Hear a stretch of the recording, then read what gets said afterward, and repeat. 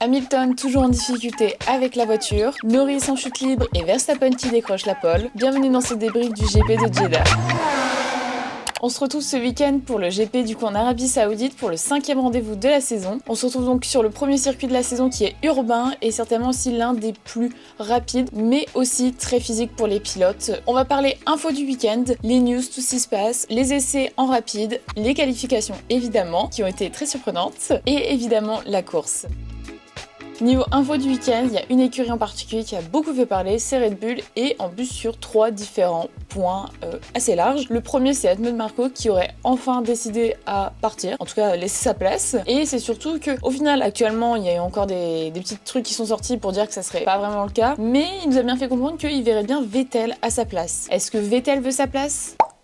Eh bien on a eu sa réponse puisqu'il nous dit très bien qu'il est pas sûr que non plus Helmut Marko s'en va. C'est bien ça le souci et réellement le truc, c'est que ça fait des années, on a déjà pu entendre le fait qu'il allait partir ou qu'il comptait partir et pourtant il est toujours là, il veut pas lâcher sa place, on a compris. Vettel rajoute que même lui ne sait pas si ça serait le poste où il voudrait revenir, il reste vraiment très vague autour de ça, de cette question. Donc pour ça, il faudrait rester très patient parce que je ne pense pas qu'on aura une réponse là-dessus tout de suite. Et puis même si on avait une réponse, il faudrait déjà savoir quand le monsieur va lâcher sa place quoi, c'est surtout ça. Bref, cette réponse sur le sujet, elle viendra certainement bien plus tard et pas tout de suite. Je vois pas comment elle pourrait arriver du jour au lendemain maintenant. Mais vous, est-ce que vous voyez Vettel revenir ? En tout cas, à cette place-là, en plus, je sais pas. Je suis pas plus convaincue. Honnêtement, sur la deuxième info, ça va être Tsunoda qui va, entre le GP de ce week-end et le GP de Miami dans 2 semaines, si je ne me trompe pas niveau date, va aller conduire l'ancienne RB d'il y a 2 ans pour des tests, plutôt essais, on va dire, pour essayer de continuer à prendre confiance avec la voiture, parce qu'on sait que c'est une voiture quand même qui reste compliquée à conduire. On voit bien que comparé à ces anciens pilotes qui ont pu conduire cette voiture-là, on voit quand même que Tsunoda a un meilleur niveau, ou en tout cas, je m'avance peut-être vite en disant un meilleur niveau, mais en tout cas qui est quand même plus à l'aise avec sa voiture que les autres on a pu voir. C'est un fait, on va pas venir changer la donne. La RB est très compliquée. On a vu dernièrement les pilotes qui y sont passés, c'était Kata. Tsunoda actuellement arrive à quand même à la mettre déjà en Q3 et ça arrive à la mettre plus ou moins pas loin des points. Honnêtement, j'en attendais pas autant. On finira avec la rumeur actuellement autour de Verstappen qui pourrait quitter Red Bull. On sait que Aston Martin a essayé de offrir aussi un très beau chèque derrière ça, mais surtout Verstappen ne répond pas, tout simplement. Il est en mode tout le monde parle de moi je n'ai jamais parlé de ça, c'est un fait, c'est vrai. Honnêtement, si Verstappen devait quitter Red Bull, je ne suis pas sûre que ça serait pour aller dans une autre écurie, parce que même si Aston Martin veulent Verstappen, actuellement Aston Martin ne sont pas rapides. Pourquoi Verstappen irait là ? Genre il faudrait vraiment, je pense, des papiers, des choses qui font que pour 2026 il serait bien mieux placé. Honnêtement, je ne sais même pas si Verstappen partirait maintenant. C'est vrai qu'avec l'enfant qui arrive, on sait qu'on a déjà entendu il y a quelques années et même encore l'année dernière qu'une fois qu'il aura un enfant, il avait cette idée de un peu se reculer de tout ça. Est-ce qu'il va vraiment le faire ? Je suis vraiment pas sûre là-dessus. Il faudrait, je pense qu'il y ait vraiment une raison ou un dégoût qui se fait. Je pense que ça, on aura la réponse de toute façon cette année, hein. Honnêtement, l'enfant arrive bientôt de Verstappen, donc ça va être vite fait dit. En parlant de 2026, juste après le GP de ce week-end, une réunion a lieu avec différents dirigeants pour mettre au clair les différents points sur la réglementation, sur les règles moteurs, et aussi en même temps essayer de répondre aux différentes préoccupations qui sont en train de monter de plus en plus autour de l'année prochaine. Niveau essai, on parlera du coup que McLaren, excellente, sans surprise, elles sont rapides, elles sont dominantes, même en général sur les essais elles sont vraiment très bien. Norris qui justement à ce moment-là est quand même vachement mieux placé que Piastri. Surprise, Gasly qui se retrouve avec son Alpine bien placé et surtout avec le meilleur chrono des premiers essais. Et même en 3e séance d'essai il finira je crois plus dans le top 10 mais il réalise encore une fois un très bon chrono. Et on verra que ça continuera sur tout le week-end puisqu'on aura un très bon, à part pour la fin, mais disons qu'il y a eu un très bon week-end en général. Malheureusement c'est Tsunoda qui va s'arrêter très rapidement en 2e séance d'essai. Son avant gauche va taper le mur et se casse et du coup le met tout droit dans le mur, l'avant est cassé donc ne peut plus tourner, désolé j'ai plus le terme. Sur cette 2e séance d'essai c'est pareil, Bortoleto ne participera pas à cause d'une fuite et on parlera vite fait de Ferrari pour qui c'est encore et toujours très compliqué. On notera que Leclerc continue à pousser la voiture à son maximum, on le sait Leclerc aussi est quand même en meilleure position que Hamilton parce qu'il la connaît la voiture, il a l'habitude, il sait avec qui il travaille, donc il arrive à la mettre dans un moment parfait j'ai envie de dire. Franchement je trouve que la situation peut se comparer à Verstappen et sa Red Bull qui arrive à la mettre à son maximum alors que les autres pilotes n'y arrivent pas, mais c'est normal, faut laisser le temps quoi, tout simplement. Et donc Hamilton qui continue de se plaindre de cette voiture qui a du mal encore à s'adapter. Il y arrive par moment mais comme il l'expliquait ça ne dure pas assez longtemps, c'est pas assez stable tout simplement. Leclerc qui quand même fait des bons essais mais pareil se plaint du fait qu'ils sont toujours à 4 dixièmes des voitures devant et c'est pas faisable. Passons aux qualifications. Comme on l'a dit, on est sur un circuit qui laisse très peu de place aux erreurs et certains pilotes en ont payé malheureusement le prix, mais surtout leur place. Hadjar qui évite de très peu le mur et surtout ça n'entachera pas du tout sa place et son résultat puisqu'il passera au-dessus de la Q1 sans problème. Mais pareil, on est sur un pilote qui va se plaindre beaucoup aussi ce week-end de sa voiture, qui n'a pas encore une confiance totale dans la voiture, malgré tout de même, on va dire, à part peut-être certains week-ends, mais en tout cas on est quand même sur une récurrence où il a quand même de bons résultats avec la voiture quand même. On va pas se mentir, vous voyez, c'est pas mauvais. À l'inverse, Bortoleto qui lui fait une erreur qui va lui coûter la P20. On aura aussi en même temps Ocon, Hülkenberg, Doohan et Stroll out en Q1 aussi. Petite anecdote qui s'est bien baladée ce week-end sur les réseaux et je pense que beaucoup de toute façon l'auront vu. Stroll devient le pilote à être le plus out en Q1. Je crois que c'est 74 ou 75, un truc du genre. Est-ce que on s'en fiche un peu ?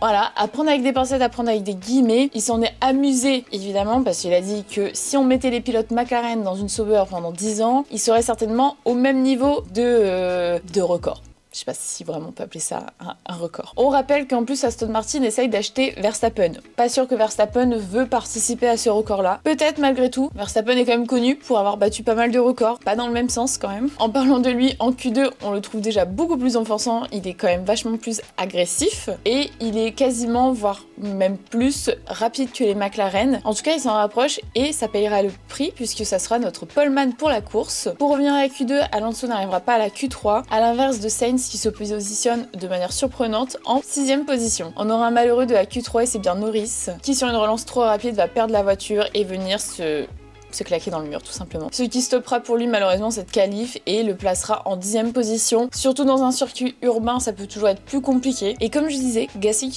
qui jusqu'à maintenant nous proposait un week-end quand même de qualité, très beau, se positionne en P9, une vraie remontée pour Alpine, qui on a connu quand même plutôt à l'inverse à la fin de la grille. Côté Ferrari, même discours, Leclerc est fatigué de cette voiture, qui est, sans surprise, Hamilton aussi, n'a pas d'adhérence. Ils partiront respectivement P4 et P7. Et pour un côté rassurant, si vous voulez, Russell a partagé dans les infos pareil que t'es sûr qu'Hamilton arriverait à revenir très vite sur le devant. Pour lui, il faut juste le temps de s'habituer et de capter la voiture dans un langage simple, disons.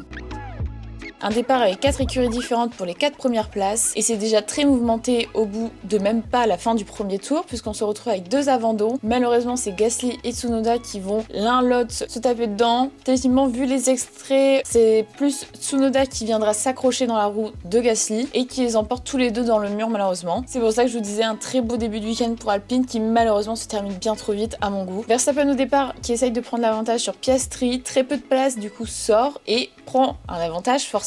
Malheureusement, il ne rendra pas la place, ce qui lui fera gagner 5 secondes de pénalité, qu'il prendra du coup à son premier arrêt. On notera un très beau départ de Hadjar avec 4 places gagnées. Évidemment, 2 sont dus au fait qu'on a eu un petit accident, quoi, mais sinon, voilà. On continuera du coup avec Hamilton, qui pareil passe P6 grâce à cela. On a eu le droit, en plus de ça, en parlant de Hamilton, à une très belle bataille entre lui et Norris pendant quasiment 3 tours, avant que la McLaren finisse par réellement passer et prendre l'avantage. Sans surprise, la McLaren reste hyper rapide. On peut pas non plus combattre, c'était un combat gagné d'avance, mais quand même très agréable à voir. Et surtout qui nous laisse entendre que Hamilton quand même s'adapte à la voiture. Par rapport au début de saison qui était quand même plus compliqué, on voyait un Hamilton qui tentait peu de choses. Je trouve que déjà le GP dernier et ce GP, on le voit un peu plus à l'attaque sur certains points.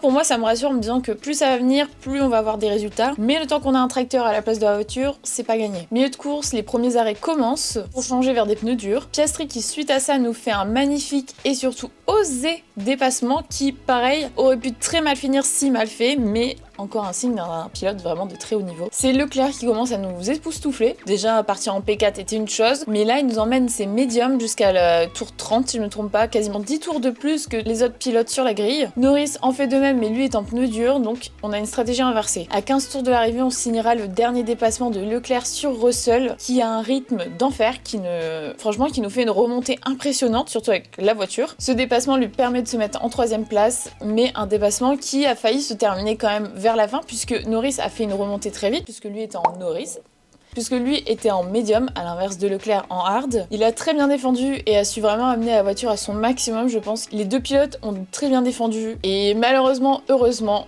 comme vous souhaitez, on notera quand même que Norris a fait une remontée de 6 places, c'est quand même pas rien. Et Leclerc terminera du coup pour la première fois de la saison, et que ce soit pour lui ou pour l'écurie, sur le podium, même si ce n'est qu'une 3e place. Alors imaginez si Ferrari lui donnait une bonne voiture, les résultats qu'on pourrait avoir. On terminera avec Hadjar qui aurait bien pu finir P9 si les Williams n'avaient pas fait un si bon travail d'équipe.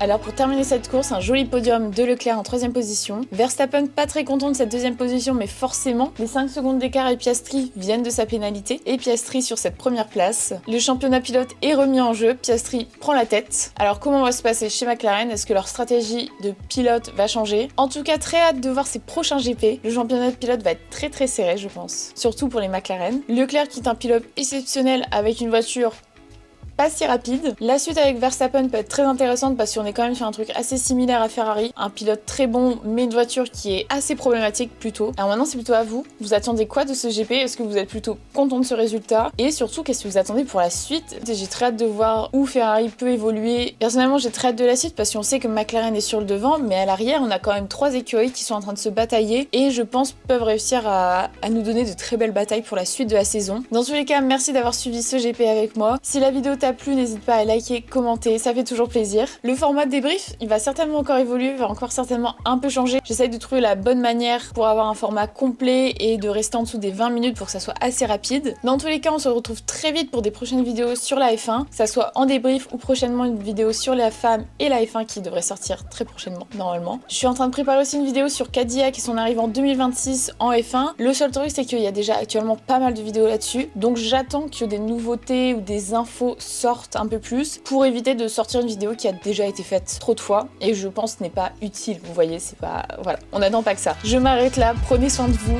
et bye bye.